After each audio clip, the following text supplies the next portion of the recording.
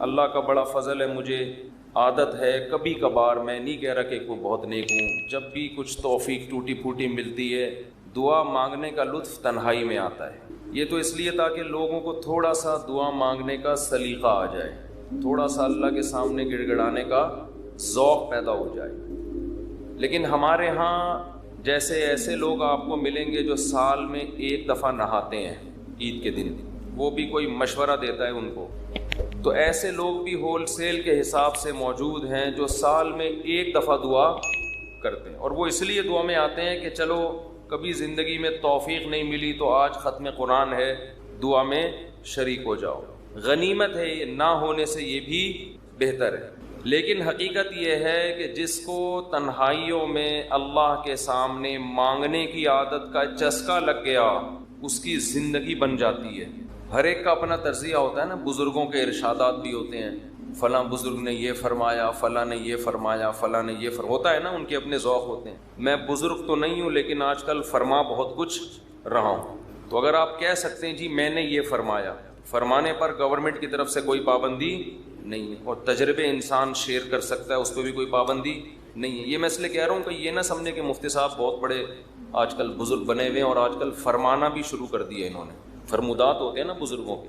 ایک بات خوب اچھی طرح سمجھ لیں کہ دعا سے زیادہ مشکل عبادت میرے علم میں کوئی نہیں ہے۔ دنیا کا سب سے مشکل کام کیا ہے؟ دعا مانگ، اور دعا سے بڑی عبادت بھی کوئی، بولو نا بھائی، مشکل بھی اور سب سے بڑی کا مطلب کیا ہے؟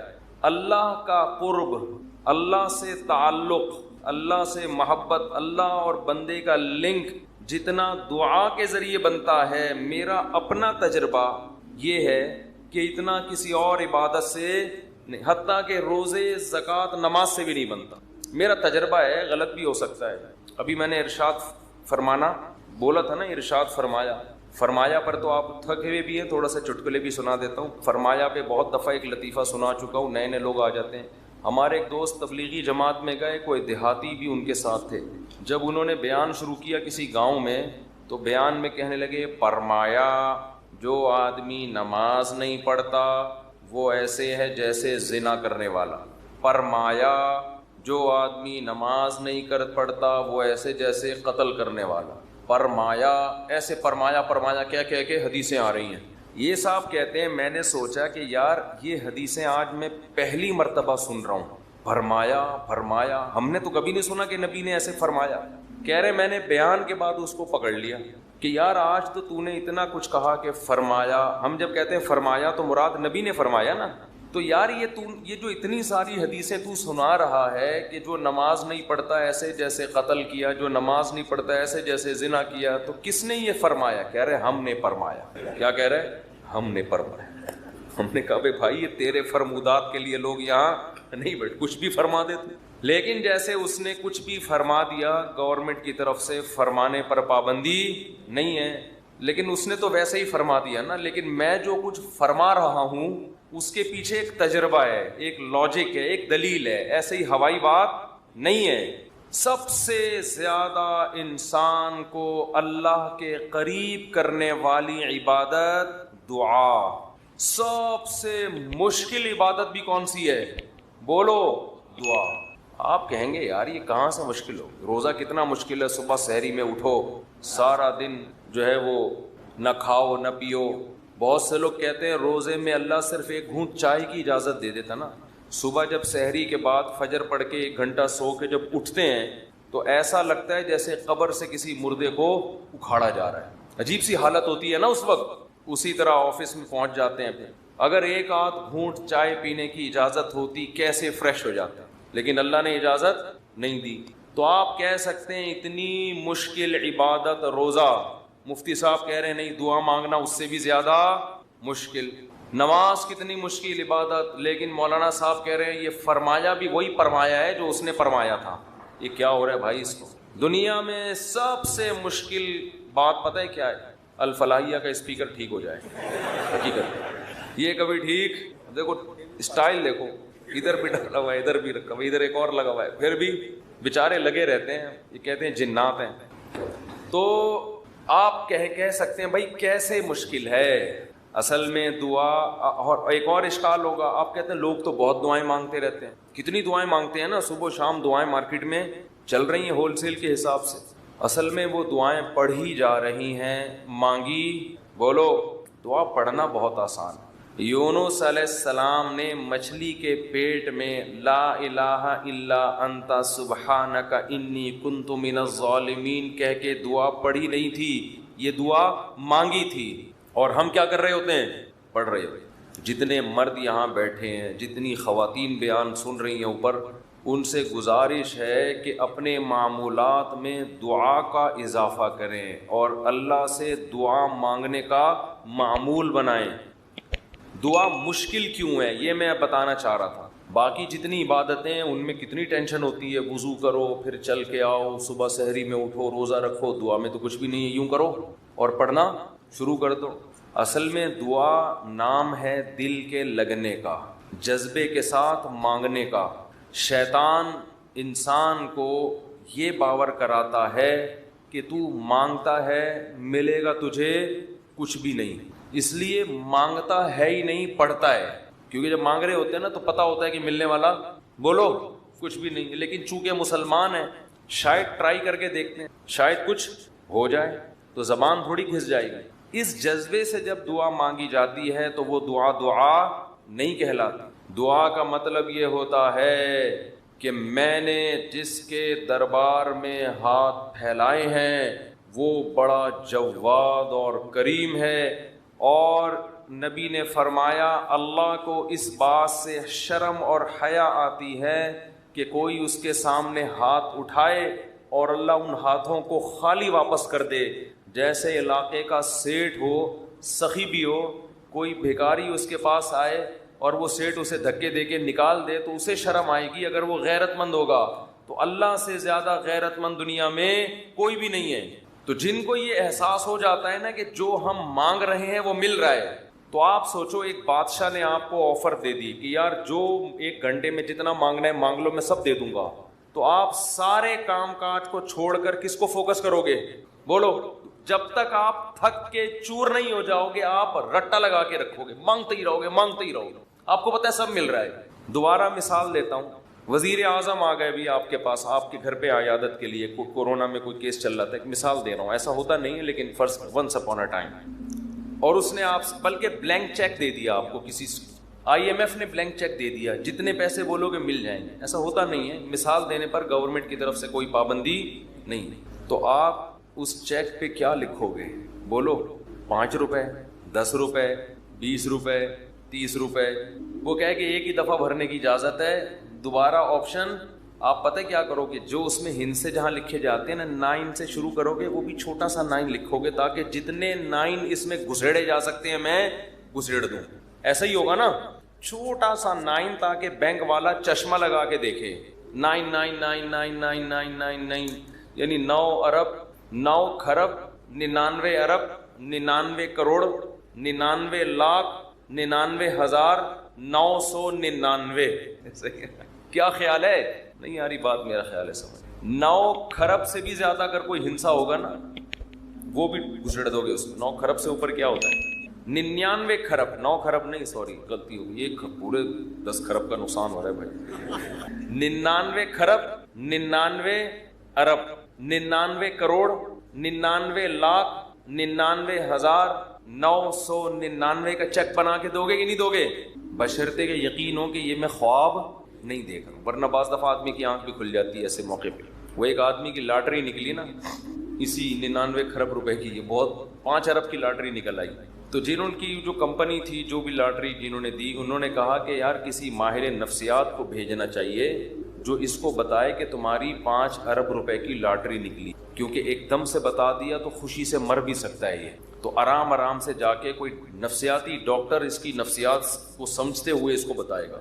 نفسیاتی ڈاکٹر کو بھیج دیا، نفسیاتی ڈاکٹر نے جا کے نا اس کو پہلے سمجھایا کہ دیکھ فرض کر لے تیری 1 لاکھ کی لاٹری نکل آئے تو کیا ہوگا؟ اس نے کہا خوش ہوں گا میں۔ 1 لاکھ پہ اس نے کہا چلو نہیں مرے گا، ٹھیک ہے نا، اب لاکھ سے تھوڑا سا اوپر۔ اچھا فرض کر 20 لاکھ کی لاٹری نکلے، اس نے کہا یہ کروں گا، دکانیں بناؤں گا، یہ کروں گا، ایک پلاٹ خرید لوں گا۔ اچھا ایسے 20 لاکھ سے اوپر آیا، 1 کروڑ تک پہنچا، 1.5 کروڑ تک، 2 کروڑ تک، 3 کروڑ تک۔ 3 کروڑ میں کیا کرے گا جی، اتنی دکانیں لے لوں گا، بحریہ ٹاؤن میں گھر لے لوں گا، وغیرہ وغیرہ۔ ہوتے ہوتے 5 کروڑ، جو اصل تھی نا 5 کروڑ تک آ گیا۔ اچھا یہ بتا 5 کروڑ کی لاٹری نکلی تو کیا کرے گا؟ اس نے کہا آدھی تجھے دے دوں گا۔ یہ سننا تھا، ماہر نفسیات کا انتقال ہو گیا، ماہر نفسیات کا انتقال ہو، وہ بیچارہ برداشت نہیں کر سکا یہ۔ تو یہ تو میں ایک مثال دے رہا ہوں، 99 کھرب، 99 ارب، 99 کروڑ، 99 لاکھ، 99,999 اشاریہ بھی لگا دے گا آگے، 99999۔ لیکن چونکہ ایسا ہوتا نہیں ہے، IMF کبھی کسی کو ایسے بلینک چیک اس طرح سے نہیں دیتا نہیں، اس لیے ہم یہ سب ہنسی مذاق کی باتیں سمجھی جاتی ہیں۔ لیکن اللہ کا معاملہ ایسا ہے کہ اللہ نے ہم سب کو بلینک چیک، بولو ہے، یہ بلینک چیک پکڑا دیا ہمارے ہاتھ میں، جو لکھنا ہے اس میں لکھ دو، میرے دربار میں پیش کر دو، میں دوں گا جو مانگو گے۔ بولو بھائی، اب جس کو اس پر یقین ہے نا، اس کو جتنا وہ دعا کو فوکس کرتا ہے اتنا کسی اور عبادت کو فوکس نہیں۔ وہ باقی عبادت کرتا بھی اس لیے کہ عبادت کر کے دعا مانگوں گا تو زیادہ قبول ہوگی، عبادت میں دعائیں زیادہ قبول ہوتی ہیں نا۔ تو یہ شیطان نے دماغ میں یہ ڈال دیا ہے کہ اللہ سنتا ہے دعائیں مگر قبول نہیں کرتا، اور اللہ کہتا ہے میں کرتا ہوں قبول، لیکن جس طرح تو چاہ رہا ہے اس طرح نہیں کروں گا میں قبول۔ اس طرح کرنا اگر شروع کر دی تو اللہ کا معاملہ ہمیشہ غیب پر ہے۔ یخشون ربہم بالغیب، جو اللہ سے ڈرتے ہیں بغیر دیکھے، جو اللہ پہ ایمان لاتے ہیں بغیر دیکھے، جنہوں نے جنت پہ یقین کیا بغیر دیکھے، جو جہنم سے ڈرتے ہیں بغیر دیکھے، جنہوں نے عذاب نہیں دیکھا، کیونکہ دیکھ لیں گے تو آزمائش ختم، پھر تو سارے نیک بن جائیں گے، سارے نیک۔ تو اللہ کہتے ہیں بھی مانگو، نظر نہیں آئے گا۔ تو عقل مند لوگ گڑ گڑا کے اللہ سے مانگتے ہیں۔ اور یاد رکھو دعا میں تکبر کبھی مت کرو، تکبر نہیں کرو دعا میں۔ تکبر کیا ہے کہ اللہ کے سامنے روتے ہوئے شرم آ رہی ہے، یہ بہت بڑا تکبر ہے۔ دیکھو کسی دنیا دار سیٹھ کے سامنے انسان کو روتے ہوئے بھیک مانگتے ہوئے شرم آ جائے، یہ غیرت کا تقاضا ہے۔ لوگ کہتے ہیں نا اتنی سی حاجت پہ تو رو کیوں رہا ہے، کہتے ہیں نا لوگ، ارے آپ نے جا کے کسی سے لاکھ روپے قرضہ مانگا اور آنکھوں سے آنسو نکل گئے تو ٹھیک ہے، وہ ترس کھا کے آپ کو لاکھ روپے دے دے گا، مگر اس کی نظر میں آپ کی عزت بڑھے گی یا کم ہو جائے گی؟ کم ہو گیا۔ لاکھ کے پیچھے کیا کر رہا ہے؟ ابے یار ایک تو بولتے نہیں ہو نا، پھر مجھے تپ چڑھتی ہے۔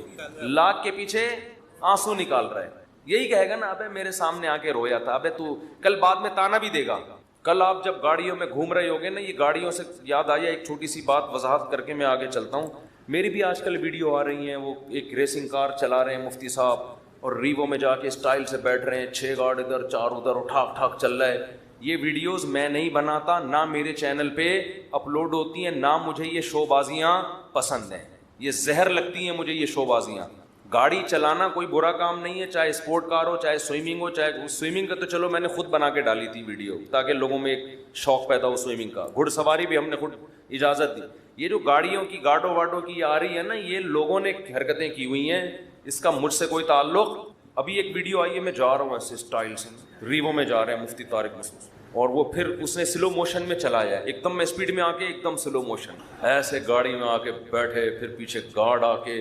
تو دیکھو علماء کی عزت ان کے علم سے، ان کی دینی خدمتوں سے ہوتی ہے۔ یہ کلاشنکوفوں سے، ریوو اور لینڈ کروزر، یہ چھچور پنے لوگوں کا، یہ چھچور پنا، ان چیزوں سے عزت حاصل کرنا۔ سمجھتے ہو کہ نہیں سمجھتے؟ ایک دیہاتی ہمارے پاس آیا، مجھے بڑا اچھا لگا۔ بعض گاوار دیہات کے لوگ ہوتے ہیں سیدھے سادے، بڑی اچھی باتیں کرتے ہیں۔ وہ ایک عالم کے پاس گیا، ان کے گارڈ تھے، جیسے ہی گیا تو گارڈ اور کھڑک کھڑک ایک دم جو ہے نا، وہ عالم اپنی ریوو میں آ کے بیٹھے اور بڑا پروٹوکول کے ساتھ۔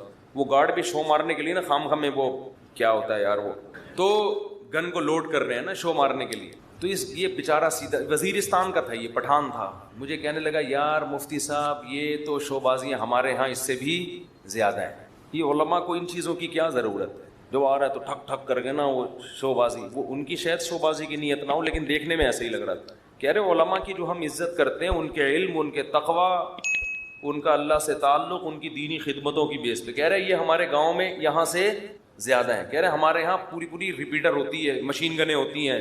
اس نے کہا بھائی یہ علماء کیا ٹھک ٹھک ٹھک لگا کے رکھی ہوئی ہے. کہہ رہے ہم لوگ علماء کی عزت علم کی وجہ سے کرتے ہیں, ورنہ یہ تو ہمارے ہاں ان سے زیادہ ہیں. حقیقت صحیح بات کی اس نے. یہ جو پروٹوکول اور بڑی بڑی گاڑیاں اور یہ گارڈ اور یہ سب چیزیں تو زرداری صاحب کے ہم سے زیادہ ہے بھائی یہ پروٹوکول تو. اور یہ جو دنیا دار لوگ ہوتے ہیں ان کے پاس یہ چیزیں زیادہ ہوتی ہیں. تو یہ چیزیں فخر کرنے کے قابل نہیں ہے, ضرورت کی چیزیں ہیں. ضرورت ہے تو رکھو, نہیں ہے تو نہیں رکھو. نعمتیں ہیں اللہ کی طرف سے, کوئی پابندی نہیں ہے. تو یہ جو ویڈیوز میری اس طرح کی آ رہی ہیں یہ میں نے نہیں بنائی, نہ میں نے کسی کو کھڑا کیا ہوا ہوتا ہے کہ کیمرے سے لے کے میری ویڈیو بناؤ پھر سلو موشن میں لے کے آؤ اس کو. وہ بڑی عجیب اسٹائل میں آئیے جا رہے ہیں جی, میں جا رہا ہوں اور جو گاڑی میں چلا رہا ہوں ضروری نہیں کہ وہ میری ذاتی گاڑی ہو. وہ اسپورٹ کار کا کہہ رہے ہیں مفتی صاحب نے اسپورٹ کاریں بھی رکھی ہوئی ہیں. رکھنا کوئی برا نہیں ہے, مفتی صاحب کو اگر اللہ نے پیسہ دیا ہے آپ اسپورٹ کار بھی رکھیں, آپ گھوڑا بھی رکھیں اپنے پاس, آپ ریوو بھی رکھیں, آپ لینڈ کروزر رکھیں. نہ اللہ کی طرف سے پابندی نہ گورنمنٹ کی طرف سے. لیکن میں ویسے ہی ایک بیان دے رہا ہوں کہ ضروری نہیں کہ جس گاڑی کی میں ڈرائیونگ سیٹ پہ بیٹھا ہوں تو وہ گاڑی کس کی ہو, مفتی صاحب کی ذاتی ہو. ضروری نہیں, امکان ہے کہ ہو بھی سکتی ہے, اور یہ بھی ہو سکتا ہے کہ نہ ہو. انسان کے سامنے آنسو بہانا بے عزتی کی بات ہے, استغنا کے خلاف. اپنی حاجت لوگوں کے سامنے بیان بولو نہ کی جائے. اگر آپ نے کر دی, آپ کسی کے سامنے رو دیے, اس کی نظر میں آپ کی عزت کیا ہو جائے گی, کم. مت رو, اپنے آنسو چھپاؤ لوگوں کے سامنے. ہمارے حضرت فرمایا کرتے تھے اپنی بیماریاں بھی چھپاؤ. کوئی بیماری ہے کس کے بیان کرو, بولو. لوگوں کا نہ گیت گاؤں میرے یہ مسئلہ, میرے یہ مسئلہ, میرے گردے میں مسئلہ, میرے پھیپڑ میں مسئلہ, میرے گلے. کسی کے سامنے بیٹھ جاؤ نا آج اپنے دکھ ایسے بیان کرے گا لپٹ کے رونے کا دل کرتا ہے اس سے ایسے, حالانکہ فٹ فاٹ ہوگا. میرے ساتھ یہ مسئلہ, میرے ساتھ یہ مسئلہ, میرے ساتھ یہ مسئلہ. بے بھائی تیرے ساتھ کوئی اچھا کام بھی قدرت نے کیا ہے. حضرت حکیم الامہ مولانا اشرف علی تھانوی رحمہ اللہ تعالیٰ کو حضرت ڈاکٹر عبدالحی صاحب رحمہ اللہ نے خط لکھا, مسئلے لکھے نا, حضرت یہ مسئلہ, یہ مسئلہ, یہ ٹینشن, یہ پریشانی, یہ پریشانی, یہ پریشانی, یہ پریشانی, آپ دعا فرمائیں. تو انہوں نے لکھا افسوس ساری ناشکری کی باتیں لکھی ہیں, شکر کا ایک جملہ بھی بولو نہیں لکھا. پہلے شیخ اس طرح کے ہوتے تھے کہ آپ کے اندر جو فالٹ ہے نا اس کی اصلاح کرتے تھے. اب بھی ہوتے ہیں, بہت سے لوگ اچھے ہیں, لیکن بہت سے ڈرامے بازی بھی آ گئی ہے اس میں. آج ایک آدمی نے مجھے بتایا کہ اچھا بھلا ایک رشتہ ہو رہا تھا میرا, تو لڑکی کے ابا جو ہیں ان کے کوئی شیخ, ان کے کوئی بزرگ ہیں. ان لڑکی کے ابا نے بزرگ سے پوچھا کہ میری بیٹی کے لیے فلاں کا رشتہ آ جائے. بزرگ نے استخارہ نکال کے منع کر دیا. یہ بھی ایک مبالغہ ہے, غلو ہے. اپنے بچوں کی شادی میں اپنے شیخ سے پوچھنے کی آپ کو ضرورت. دیکھو شیخ پیر و مرشد کا مطلب کیا ہوتا ہے, وہ آپ کو اللہ اللہ سکھائے, آپ کو دین کی باتیں سکھائے, آپ اس سے شریعت سیکھو, اللہ سے تعلق سیکھو. شادی بھی اپنی مرضی سے کرو, آپ ہر چیز میں شیخ سے پوچھا جا رہا ہے. تو بھائی وہ آپ کے گھر کے حالات آپ سے زیادہ نہیں جانتا. باپ جتنا اچھا بیٹی کے لیے فیصلہ کر سکتا ہے, ماں جتنا اچھا فیصلہ کر سکتی ہے, پیر و مرشد نہیں کر سکتا. پتہ نہیں کیا بنا لیا لوگوں نے پیر و مرشد کو. اپنی شادی بھی پیر صاحب جہاں کہیں گے وہاں ہوں گی, بچے کی شادی بھی پیر صاحب. وہ بھائی پیر ہے یا تمہارا باپ ہے, یہ خدا ہے. یہ پیر صاحب اللہ اللہ سیکھنے کے لیے, ان کو بولیں بس اللہ اللہ سکھائیں, ٹھیک ہے نا. اس کے علاوہ مجھ سے لوگ آ کے, بہت سے عقیدت مند لوگ ہیں, مجھ سے آ کے پوچھ رہے ہوتے ہیں میری بچی کا یہ مسئلہ وہاں کر دوں. میں کہتا نہ میں آپ کی بچی کو جانتا ہوں, نہ میں اس کمبخت کو جانتا ہوں معذرت کے ساتھ جس سے آپ کی بچی کی شادی. میں کہاں مشورہ دوں گا, خود فیصلہ کرو بھائی. تو اتنا زیادہ اپنے گھروں میں یہ جو پیر و مرشد ٹائپ کی چیزیں ہیں, جو اور ایک نمبر پیر ہوگا نا وہ یہی مشورہ دے گا, کہے گا بھائی اللہ اللہ سیکھو, مجھے کیا پتا کہ آپ نے کہاں شادی کرنی ہے کہاں نہیں کرنی ہے. تو آپ کا گھریلو معاملہ ہے. طلاقیں دے رہے ہیں پیر سے پوچھ کے, طلاقیں کس سے پوچھ کے دے رہے ہیں, پیر و مرشد سے پوچھ کے. تو کہاں سے کہاں بات چلی جاتی ہے. تو میں یہ عرض کر رہا تھا, دیکھو مخلوق کے سامنے رونا, رو لیتا ہے انسان, کبھی پریشان ہوتا ہے تو رو لیتا ہے. ہر ایک میں توکل برداشت ایک جیسی نہیں ہوتی, لیکن اللہ کو مخلوق کے سامنے رونا پسند بولو نہیں ہے. میری عادت ہے, میں اپنے بھی کچھ معمولات کبھی کبھار بتا دیتا ہوں. کبھی اللہ نہ کرے کوئی بیماری آئے, اللہ نہ کرے, تو میں کبھی دعا کی درخواست بھی مسجد میں اعلان نہیں کرواتا. جیسے 8-10 سال پہلے مجھے ملیریا ہو گیا تھا, کافی رمضان میں ہوا, کافی بیمار, اور ملیریا بھی اپنی حماقتوں سے ہوا, احتیاط نہیں کی, اور ہو گیا تو بھی ٹیسٹ نہیں کرایا. فنٹر گیری چل رہی تھی اس وقت, تھوڑی انسان ذرا اور ینگ ہوتا ہے تو فنڈر پنا اس میں زیادہ ہوتا ہے. ٹیسٹ کروا لیتا ہے, ٹائم پہ علاج ہو جاتا تو مسئلہ نہیں بنتا. بخار ہوا, اتر رہا ہے, چڑھ رہا ہے بخار, فنڈر گیری میں ہی ہم زندگی گزار رہے ہیں, وہ بہت ہی خطرناک ہو گیا. یہاں مؤذن, میں مارکیٹ سے شارٹ ہو گیا, 10-12 سال پرانی بات ہے. مارکیٹ سے جب بھی کوئی چیز شارٹ ہوتی ہے جو ہر وقت اویلیبل ہو تو لوگوں کو ٹینشن ہوتی ہے. مؤذن صاحب نے یہاں اعلان کر دیا امام صاحب کی طبیعت بہت خراب ہے, تمام حضرات سے دعاؤں کی درخواست. میں نے مؤذن صاحب کی کھچائی کی, میں نے کہا میں نے آپ کو کہا ہے کہ آپ پبلک کو بتائیں کہ امام صاحب کی طبیعت خراب ہے, کیا ضرورت ہے شور مچانے کی. طبیعت کا ٹھیک ہونا, طبیعت کا خراب ہونا, یہ سب چیزیں نیچرل ہیں, نارمل ہیں. کبھی ٹھیک ہوگا, کبھی خراب ہوگا, کبھی مرے گا, کبھی جیے گا. ہر چیز کی مسجد سے اناؤنسمنٹ. پھر لوگوں کے فون آنا شروع, سنا ہے آپ بیمار ہو گئے, وہ ایک درد سر بن جاتا ہے انسان کے لیے. صرف ان لوگوں کو انسان بتا دے, اپنے چند بزرگوں کو جن سے اسپیشلی دعا کی درخواست کی جا سکتی ہے. بھئی طبیعت خراب ہے, آپ سے کہہ رہا ہوں کہ آپ میرے لیے دعا کریں. شور مچانے کی, لوگوں میں پبلش کرنے کی اس کو کی ضرورت نہیں ہے, یہ اللہ کو پسند نہیں ہے یہ عادتیں. آج اب دیکھو آبادی بڑھ رہی ہے نا, میں ہر نماز میں کوئی پرچی آ رہی ہوتے میرے فلاں کا بیمار ہے ان کے لیے دعا کرا دیں, میرے چچا کی طبیعت خراب ہے ان کے لیے دعا کرا دیں, میرے فلاں کا انتقال ہو گیا ان کے لیے دعا کرا دیں. اس کا کیا ہوتا ہے, میرے دماغ میں ان کا نام رکھنا مشکل ہو جاتا ہے. نام رکھنا کیا ہو گیا, الحمدللہ اللہ کا گلے کا توق, ایک توق ختم ہو گیا. تو ایک دن ایسا ہوا, فجر کے بعد پرچی, ظہر کے بعد پرچی. اب میں پوری نماز میں بندے کا نام دماغ میں رکھا ہوا ہے کہ وسیم سجاد جو حلیم کی دیگ والے ہیں ان کی طبیعت سیٹنگ چل رہی, نماز کے بعد دعا کرانی, کیونکہ نہیں کرو پھر لوگ ناراض ہوتے ہیں. آپ کو بولا تھا ان کے لیے دعا کراؤ, یا تو پرچی وہاں لے جا کے رکھ دیں نا, زبانی میں اور ٹینشن. تو ایک دن ایسا ہی ہو گیا, مجھے پاس ایک ظہر میں ایک صاحب آئے کہ جی وہ فلاں کی طبیعت خراب ہے. میں نے کہا یار میں ہول سیل کے حساب سے دعا مانگ لوں گا, اے اللہ جس کی بھی طبیعت خراب ہے ٹھیک کر دے یا عافیت سے اٹھا لے. یہ تو نہیں میں نے کہا خیر ٹھیک کر دے اس کو, اور جو دنیا سے جا چکے ہیں اللہ ان سب کی, یہ تو چلتا رہے گا بھائی, کوئی مرے گا کوئی جیے گا. امام کو کیا مرغا بنایا ہوا ہے, کیا بنایا ہوا ہے آپ لوگوں نے امام کو, پورے محلے کی رپورٹیں اس کو, ہر گھر میں وہ فلاں بیمار فلاں. میں نے کہا, انہوں نے کہا نہیں اجتماعی دعا میں یہ ہوتا ہے اللہ ہو سکتا ہے کسی کی سن لے, اللہ ہو سکتا ہے کسی کی سن لے. شاید وہ ادھر کونے میں ایک بندہ بیٹھا ہوا اس کی ٹھا کر کے اوپر. میں نے کہا دیکھو دعا اس کی زیادہ قبول ہوتی ہے جو درد دل سے مانگتا ہے, اور درد دل سے آپ کے ریلیٹو مانگیں گے. کسی کو کیا پتا کہ سجاد حلیم والا کون ہے, وسیم کباڑ والا کون ہے, سلیم گولے گنڈے والا کون ہے, اور شریف پنچر والا کون ہے, کسی کو کیا پتا یار. جب اس طرح دعائیں مانگیں گے لوگ کہیں گے اللہ ہے وہ ٹھیک کر دے, تیری مرضی, نہیں بھی کر تو کوئی اتنی بڑی ٹینشن والی بات نہیں ہے. آپ اپنے خاص محبت والے چاہنے والوں کو بتایا کرو. کوئی بزرگ ہیں جن سے تعلق ہے, یا امام سے خود کہہ دو کہ مفتی صاحب میرے فلاں کی طبیعت خراب ہے آپ دعا کر دیں, کیونکہ آپ کو عقیدت ہے امام صاحب سے شاید ان کی دعا, تو انسان کھڑے کھڑے وہی دعا کر دے. یہ سنت ہے. صحابہ نبی کے پاس آ کے یہ نہیں کہتے تھے کہ مسجد نبوی میں فلاں کے لیے دعا کروا دیں. صحابہ یہ کہتے تھے یا رسول اللہ آپ میرے لیے یہ دعا کر دیں.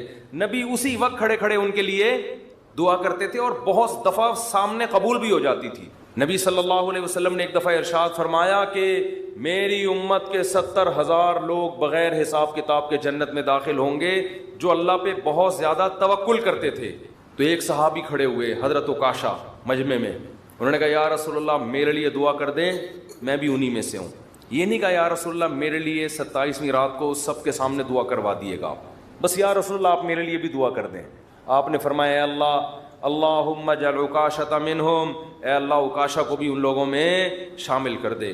جب حضرت عکاشہ کی دعا نبی نے مانگی صحابہ کو تو جوش پیدا ہو گیا. ایک اور صحابی کھڑے ہوئے, یا رسول اللہ میرے لیے بھی دعا کر دیں کہ اللہ مجھے بھی ان میں سے کر دے.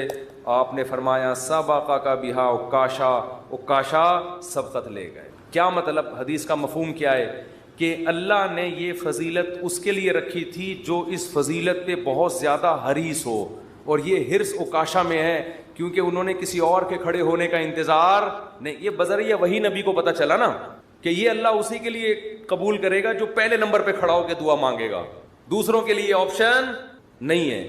تو نبی سے تو ڈائریکٹ درخواستیں کی گئی ہیں. اس طرح علماء سے کہنا چاہیے کہ حضرت میرے فلاں کا مسئلہ ہے یہ دعا کرا دیں, یہ کر دیں, یہ کر دیں آپ دعا, تو یہ ٹھیک ہے. لیکن اجتماعی پرچیاں دے دے کے دعائیں کبھی کبھار ٹھیک ہے، اس کا معمول بنانا ٹھیک نہیں ہے۔ اپنے غم کو کس کے سامنے بیان کریں؟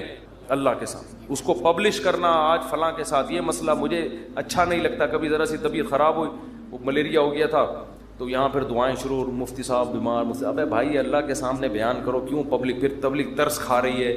اچھا نہیں لگتا کہ کوئی آپ پہ آ کے ترس کھائے، بیچارہ کہے آپ کو، لوگ کہیں گے مفتی صاحب بیچارے، مجھے تو اچھا نہیں لگتا بھائی، مجھے آ کے کوئی کیا کہے، بولو بیچارہ۔ بھائی ہم تو بیچارے نہیں، ہم اللہ کے سامنے بیچارے ہیں، آپ کے سامنے فنٹر ہیں، ہم ایسے ہی رہو، تو کون ہے اور کیا وہ تو کون ہے، میں بیچارہ ہے۔ ایک شاعر کا شعر ہے بڑا زبردست، اللہ بچا کے رکھے، استغنا کے ساتھ ہی رکھے، لیکن لوگوں کے سامنے کمزوری ظاہر کرنا، ہمارے فرماتے کوئی دوا بھی کھاتے ہو نا، لوگوں سے چھپ کے کھایا کرو، کوئی بھی دوا کھا رہے ہو، لوگ اپنی بیماری لوگوں کے سامنے ایسے نکلو، یہ کوئی بیماری نہیں، فٹ فاٹ، بے شک چھپ چھپ کے کچھ بھی کھا رہا ہو، ٹھیک ہے نا، لوگوں کے سامنے مت غم کو ظاہر کرو۔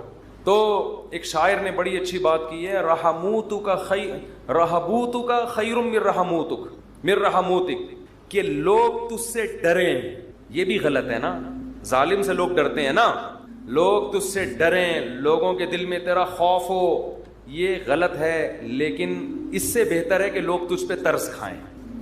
نہیں آ رہی بات؟ دیکھو دو غلط چیزیں ہیں، لوگ آپ سے ڈریں، یہ بھی کیا ہے؟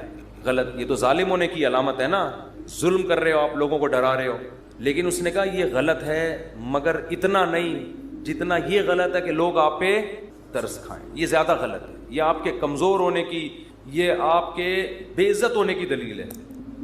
ظالم کی بھی عزت ہو جاتی ہے، ڈر سے ہوتی ہے، مظلوم جس پہ ظلم ہو رہا ہوتا ہے نا، اور وہ رو رہا ہوتا ہے ظالم کے سامنے، اس کی معاشرے میں عزت نہیں ہوتی، اور عزت بڑی چیز ہے۔ تو ہاں، ہر ایک کو ایک ہی لاٹھی سے نہیں ہانکنا چاہیے، ایک حد تک لوگ برداشت کرتے ہیں، اس کے بعد انسان کے حوصلے پست ہو جاتے ہیں، تو اس لیے ان چیزوں کا معمول ختم کریں، لوگوں کے سامنے مت بتائے کریں یہ ہو گیا فلانا ہو گیا، اللہ کے سامنے روئے انسان، اللہ کے سامنے اپنی حاجت۔ تو لوگوں کے سامنے اپنا غم بیان کر کے رونے سے عزت بڑھتی ہے یا کم ہوتی ہے؟ کم۔ اللہ کے سامنے رونے سے، اپنا غم بیان کرنے سے عزت کم نہیں ہوتی، بلکہ اللہ کی نظر میں عزت بڑھ جاتی ہے۔ ہمارا معاملہ الٹا ہے، پبلک کے سامنے روتے ہیں اور اللہ کے سامنے روتے ہوئے ہمیں شرم آتی ہے۔ میں نے دیکھا لوگ دعا میں منہ پہ ہاتھ رکھ لیتے ہیں، اگر ان کو کبھی رونا بھی آ رہا ہو، بھائی کھلے عام رو، کوئی مسئلہ نہیں ہے، یہ اللہ کے سامنے رو رہے ہو۔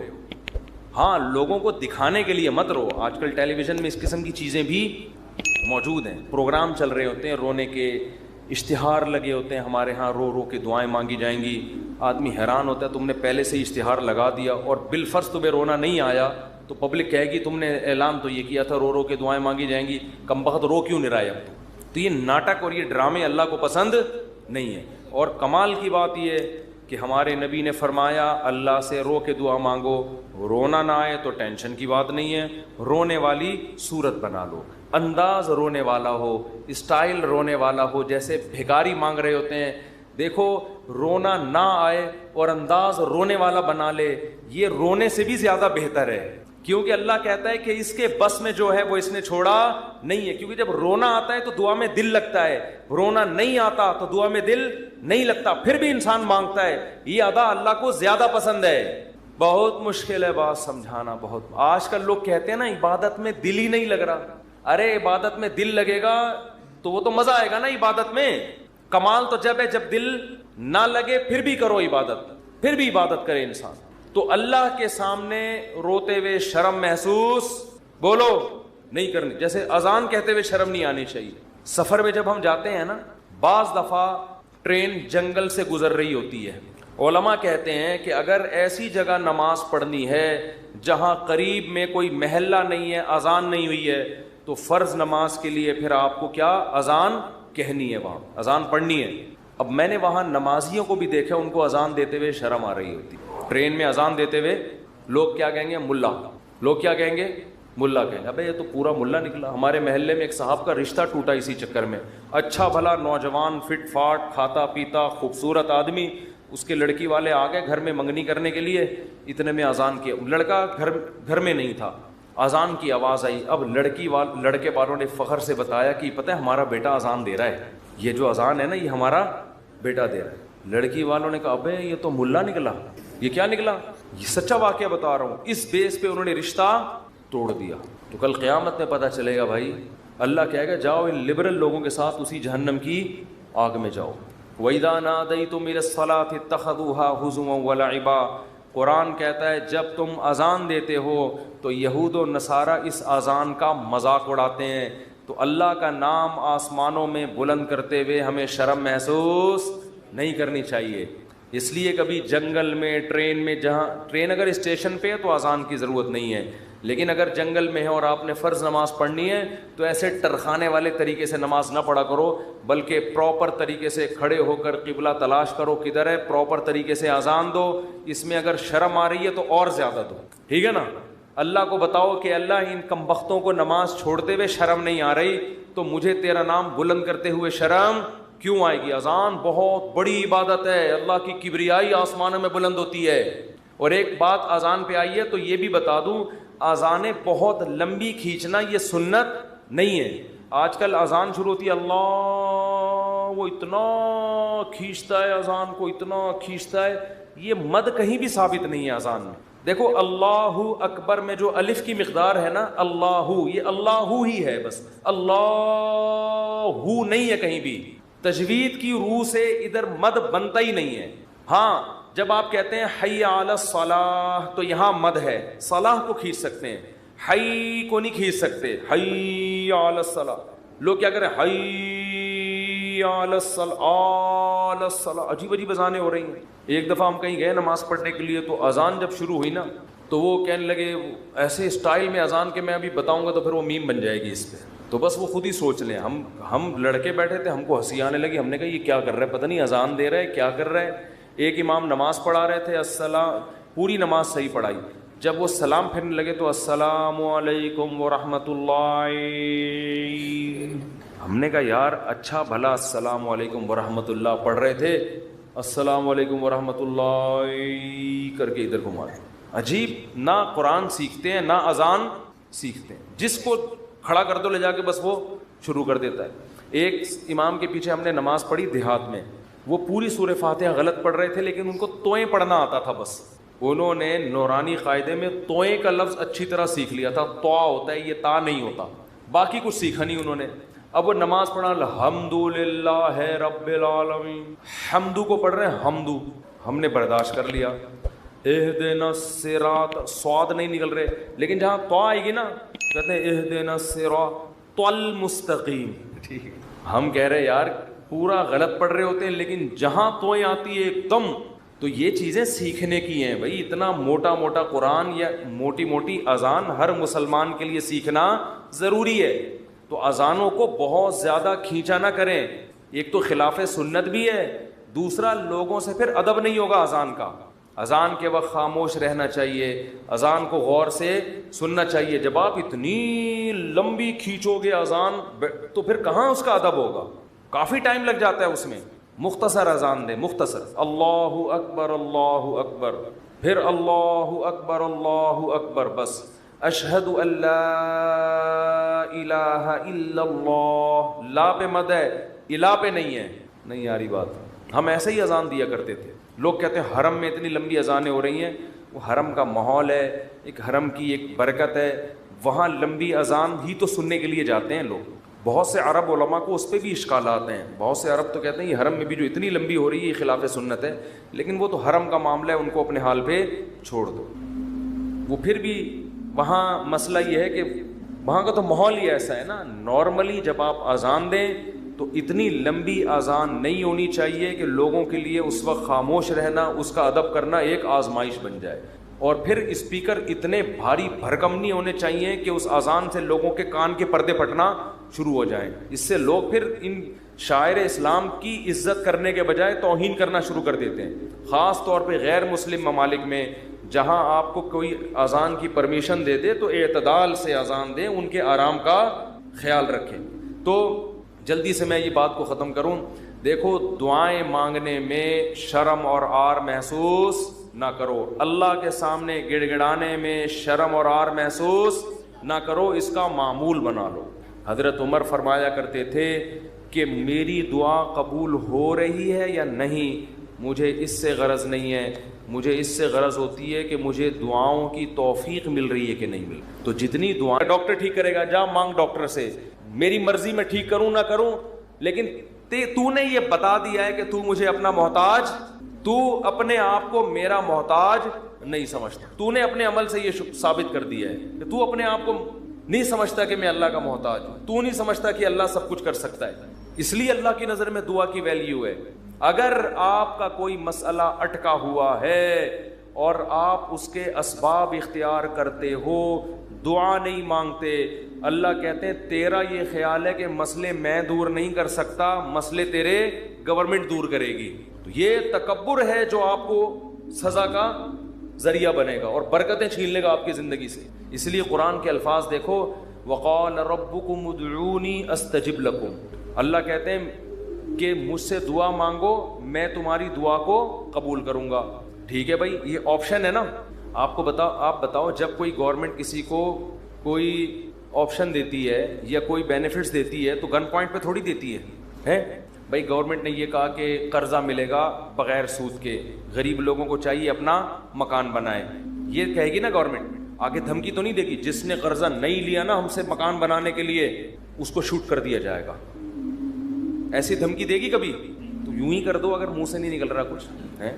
دھمکیاں دے کے کبھی کسی کو کوئی سہولت دی جاتی ہے؟ ہاں دیہاتی مائیں کرتی ہیں ایسا. وہ ایک آدمی نے پرینک بنایا کہ انگریزوں کی مائیں اور پاکستانیوں کی مائیں میں کیا فرق ہے, بڑا زبردست تھا.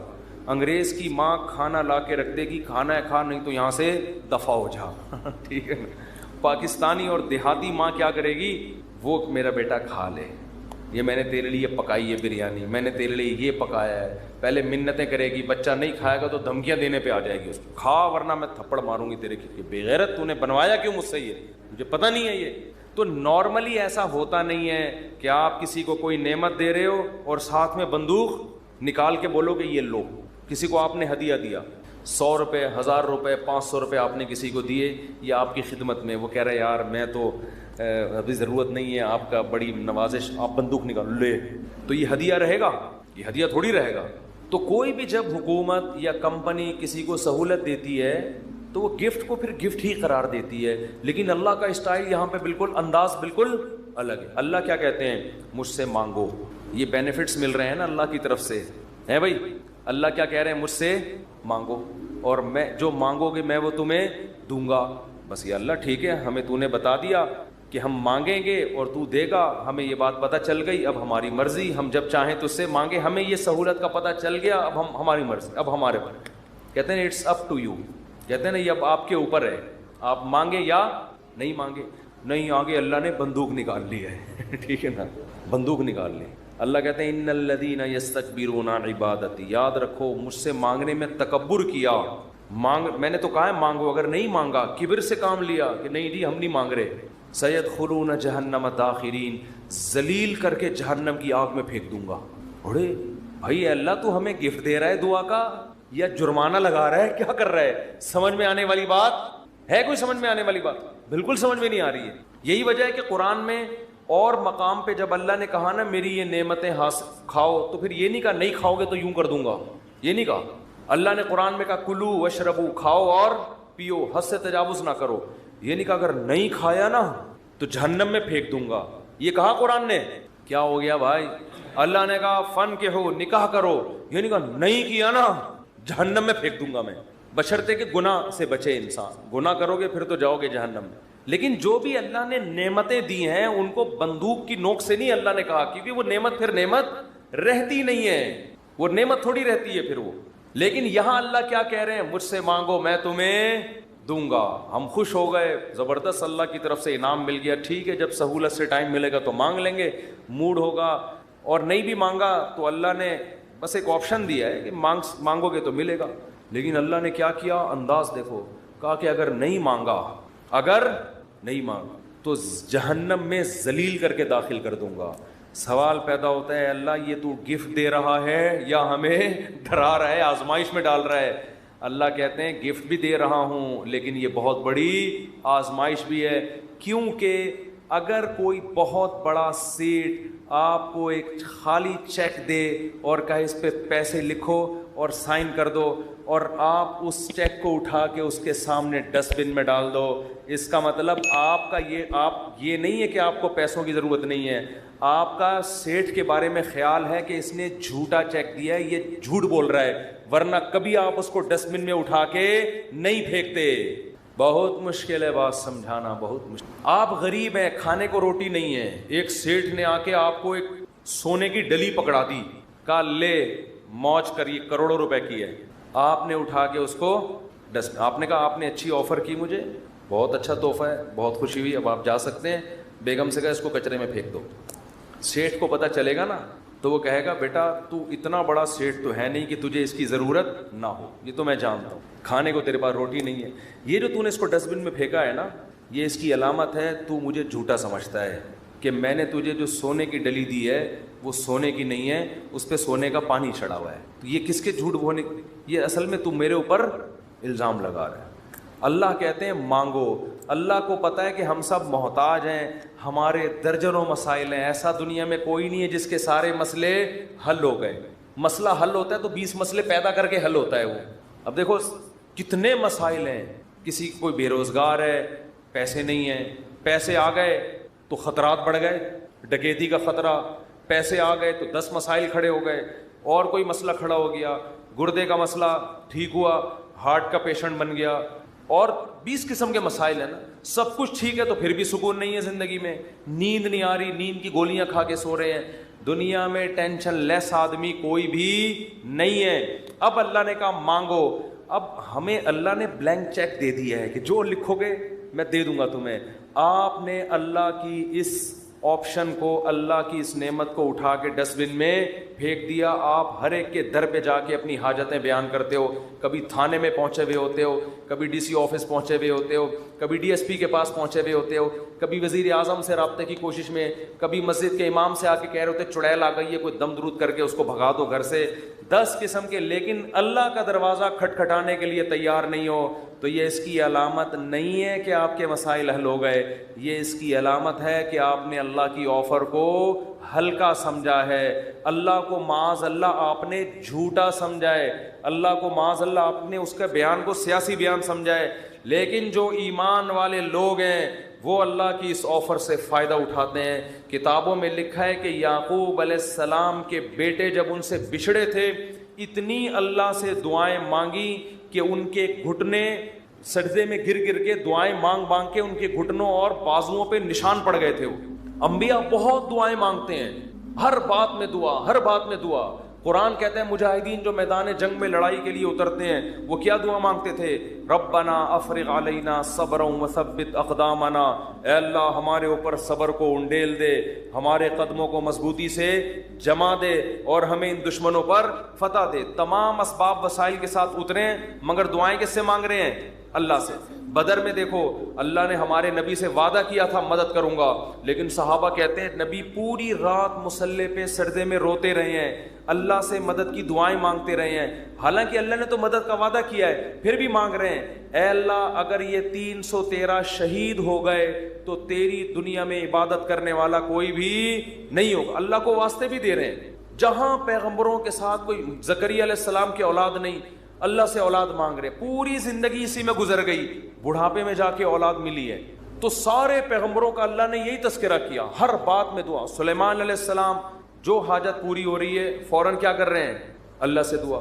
ایوب علیہ السلام پریشانیوں میں، زندگی ٹینشنوں میں، بیماریوں میں، قرآن کہتا ہے اللہ سے ہاتھ اٹھا کے دعائیں مانگتے تھے، انی مسنی الضر، اے اللہ بہت پریشانی میں ہوں، انت ارحم الراحمین، تو سب سے زیادہ رحم کرنے والا۔ پیغمبروں کو اس سے غرض نہیں ہوتا، اس سے غرض نہیں ہوتی کہ دعا قبول ہو رہی ہے یا نہیں ہو رہی، وہ کہتے ہیں ہم مانگتے رہیں بس، ہمارا کام کیا ہے۔ اور یاد رکھو جب قبول نہ ہو رہی ہو نا پھر مانگنے کا مزہ ہے۔ مزہ کب ہے؟ آپ کے کیسی الٹی الٹی باتیں کرنے کے لیے مصطفیٰ نے بلایا ہوا ہے۔ قبول نہ ہو رہی ہو نا تو پھر ہے مانگنا، تبھی تو یہ اس کی علامت ہے کہ آپ کا اللہ پہ ایمان ہے اور وہی قبول ہوتی ہے۔ بعض دفعہ آپ اللہ سے جو چیز مانگتے ہیں اللہ وہ نہیں دیتا، اس کا آلٹرنیٹ دے دیتا ہے۔ ایک صاحب کا فون آیا مجھے کسی سے عشق ہوا ہے اور میں دعائیں مانگ مانگ کے تھک گیا پھر بھی نہیں ہو رہی شادی۔ آج کل تو لڑکوں کے یہی مسائل ہیں، مانگ مانگ کے دعائیں تھک گیا۔ تو آپ کہتے ہیں دعائیں قبول ہوتی ہیں، میں تو پھر اس پہ اور تڑکا لگا دیتا ہوں، میں کہتا ہوں بہت سے لوگ کہتے ہیں ہم جس کو مانگ رہے ہیں وہ ملی نہیں، چلو نہیں ملی مقدر میں ہوگا، دعا قبول نہیں ہوئی، مفتی صاحب کہہ رہے ہیں دعائیں کیا ہوتی ہیں؟ قبول، لیکن اس کی کہیں اور شادی کی خبر ہمیں مل رہی ہے، تو اللہ اگر دعا قبول نہیں کرتا تو کم از کم ایسا تو نہ کرے نا کہ اس کی کہیں شادی ہو رہی ہے اور ہمیں اطلاع مل رہی ہے، خوشی خوشی لوگ بتا رہے ہیں تمہیں پتہ ہے اس کی شادی ہو گئی، چلو یہاں تک بھی بات سمجھ میں آتی ہے، اس کے بچہ ہوا ہمیں اطلاع دی جا رہی ہے، ارے تمہیں خوشخبری سنا ہے وسیم بھائی، کوئی وسیم بیٹھے ہو تو معذرت، تمہیں پتہ ہے وہ جو تمہاری کلاس فیلو تھی اس کی ایک جگہ شادی ہو گئی تھی، اس کے ماشاءاللہ آج بیٹا پیدا ہوا ہے، اور انسان تبتا یار ہم نے تو لیلۃ القدر میں دعائیں مانگی تھی ہمیں مل جائے، اور ادھر بھی چلے بھی وہاں گئی اور اس کے بچہ بھی پیدا ہو گیا، اور تباہی اس وقت آتی ہے جب وہ بچہ سمجھدار ہو کے آپ کو ماموں کہنا شروع کر دے، حقیقت بات جب آپ ان کے گھر جائیں ملنے کے لیے اور وہ آپ کی پرانی گرل فرینڈ بچے کو تعارف کروا رہی ہے، تمہارے ماموں لگتے ہیں یہ رشتے میں، حقیقی تو نہیں ہے لیکن رشتے میں کیا لگتے ہیں؟ ماموں، تو آپ کہو گے یار یہ دعائیں قبول ہو رہی ہیں یا کیا ہو رہی ہے؟ تو اس طرح بھی ہوتی ہیں، تو ایسے لوگوں کو میں کہتا ہوں کہ جو یہ مایوس ہوتے ہیں نا یہ قبول تو نہیں ہو رہی، او بھائی تو دنیا میں ایک ہی عورت پیدا ہوئی ہے کیا؟ اللہ کے علم میں یہ بات تھی کہ وہ تیرے لیے نقصان دہ تھی، ہر چیز تمہارے لیے نہیں ہے، قرآن کیا کہتے ہیں آسان تکرہوا شیئا، بہت سی چیزوں کو تم پسند نہیں کرتے لیکن اللہ نے اس میں خیر رکھی ہوتی ہے، بہت سی چیزوں کو تم پسند کرتے ہو اللہ نے اس میں تمہارے لیے خیر نہیں رکھی ہوتی، واللہ یعلم، اللہ کہتے ہیں مجھے پتا ہے، وانتم لا تعلمون، تم جاہل ہو، تم نہیں جانتے، اللہ سے آگے نکلنے کی کوشش مت کرو۔ سورہ کہف میں واقعہ نہیں ہے کیا کہ حضرت خضر علیہ السلام نے ایک نوجوان بچے کو قتل کر دیا تھا، موسیٰ علیہ السلام نے پوچھا کیوں مارا، ان میں ماں باپ کا کیا قصور تھا؟ فرمایا یہ بچہ بڑا ہو کر ماں باپ کا باغی بنتا، اس لیے اللہ نے اٹھا لیا اس کو، اور نیک والدین تھے اللہ ان کو دوسری اولاد دے گا۔ اب وہ والدین تو رو رہے ہوں گے ہائے ہمارا بچہ اللہ نے چھین لیا ہم سے، بھئی اللہ کے علم میں یہ بات ہے کہ اس کے کا نعم البدل اللہ تمہیں عطا کرے گا، اور وہ ایسا ہوگا جو تمہاری خدمت کرے گا، تو ہمیں نہیں پتا، کچھوں کے اولاد نہیں ہوتی وہ پریشان ہے ہو کیوں نہیں رہی، اسی میں خیر ہے، کیا بھروسہ کوئی اولاد ہو اور وہ آپ ہی کا سر بجانا شروع کر دے، وہ آپ جو جیسا چل رہا ہے اللہ سے اچھی امید رکھو، اے اللہ میرے ساتھ یہی ٹھیک، سر پہ بال اگائیں ٹھیک ہیں، نہیں یوں بولا کرو مجھ پہ ٹنڈ سوٹ کرتی ہے اس لیے اللہ مجھے بال نہیں دے رہا۔ بہت سے لوگوں کا یہ مسئلہ ہے بال ہی نہیں اگ رہے، مالشیں کر کر کے زیتون کی مالشیں، یہ آملہ کھا لیا انہوں نے، لگانے کے بجائے نا کھانا شروع کر دیا انہوں نے، نہیں اگ رہے ہیں، ایسے لوگ ایسے گنجے دنیا میں موجود ہیں، مجھ سے آگے پوچھ رہے ہوتے ہیں آپ نے کیا کیا ہے جو آپ کے بال اگائے، تو بھائی ہر ایک کے نہیں اگیں گے، یہ آزمائش ہے اللہ کی طرف سے، تو اسی میں صبر کرو یار، مر کے کیا ہو جائیں گے، ختم، اسی میں اس پہ روٹیاں پکاؤ، جب ایک بڑا سر ہو نا اور بڑی خوبصورت سی ٹنڈ ہو تو میرا تو دل کرتا ہے اس کو دھوپ میں گرم کر کے اس پہ چپاتیاں، مزہ آتا ہے، سر بھی بڑا ہو اور تمیز سے بنا ہو، تو ایک دم ایک ایسا فیل سا ہوتا ہے۔ خیر یہ تو مزہ، اس پہ ایڈریس لکھ لو کبھی گم نہیں ہو گے آپ۔